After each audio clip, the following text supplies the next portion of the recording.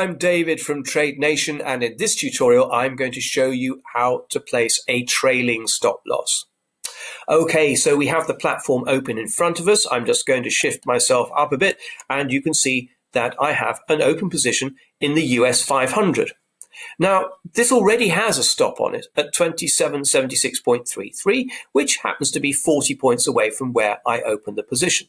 Now, that stop is static. So in other words, the market will move up, the market will move down, but that stop won't change.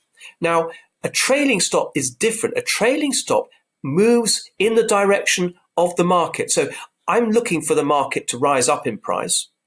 If I'm right, then that trailing stop will move up as well, but it never moves back down again.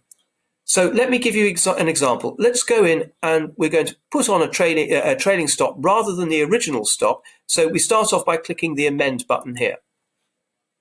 This brings up a ticket, and as you can see, there is the existing stop 40 points away from my opening trade level. So let's change this to a trailing stop. I click on trailing. Let's put it 25 points away. And this is going to be 25 points away from my opening level, not from where the market is now.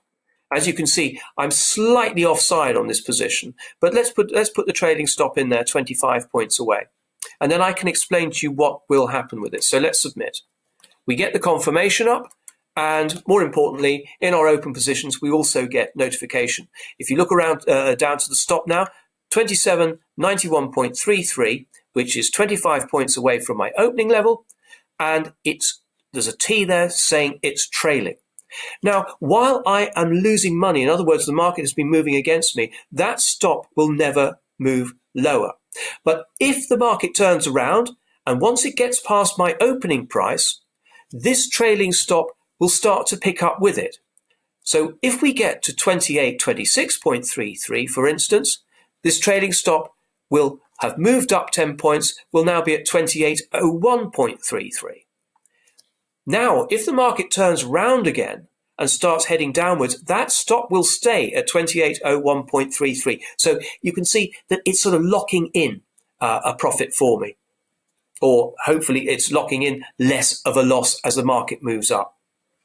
One thing very important to notice, that if you already have a limit on your position, you won't be able to put a trailing stop on as well. So if you do want a trailing stop, cancel your limits first. So there you go. That's how a trailing stop works. I hope you found that helpful. Please be sure to follow in everything that we do here at Trade Nation by going to our YouTube channel and clicking on the subscribe button. In the meantime, I'd like to say thank you very much for watching and best of luck with all your trading.